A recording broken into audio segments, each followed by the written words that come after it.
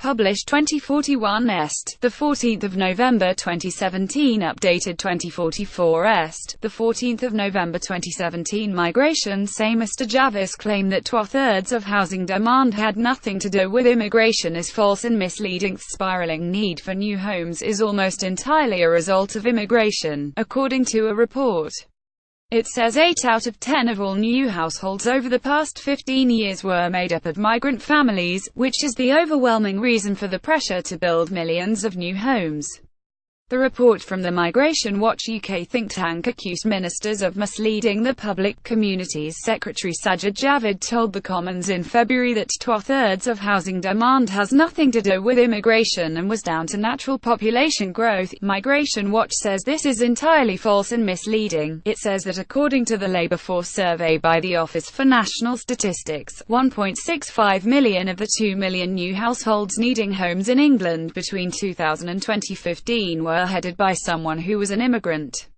And between 2010 and 2015, the number of households headed by someone born in Britain actually fell. It dropped by 117,335 to 18,751,065, while the number of new households where the head was an immigrant went up by nearly 500,000 to 3,493,207. Mr Javid's Department for Communities and Local Government says that in the 25 years between 2014 and 2039 there will need to be homes for 210,000 new households a year. Of these, it says 77,000 will be a result of immigration. London's chronic housing shortage could be solved by building on rooftops, a report suggests. It says 23,000 blocks could be extended upward without altering views of the capital's historic skyline. Knight Frank used mapping software called Skyward to reveal where extra floors could go up in the center of the city. The estate agency claims 41,000 homes could be created, the equivalent of more than 437 football pitches together, covering 28 million square feet. If developed, the space would be worth as much as £51 billion. Charles Dugdale of Knight Frank said Skyward is a fantastically powerful tool for identifying development opportunities to unlock thousands of new homes in London and ease housing supply pressures, particularly in those areas where availability of land is becoming increasingly rare.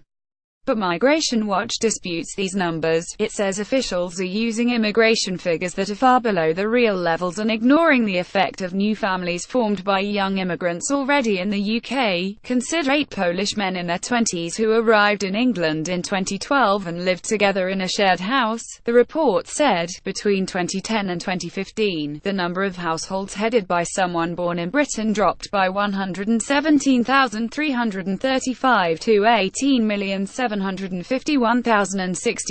while the number of new households where the head was an immigrant went up by nearly 500,000 to 3,493,207. Together they currently form one household.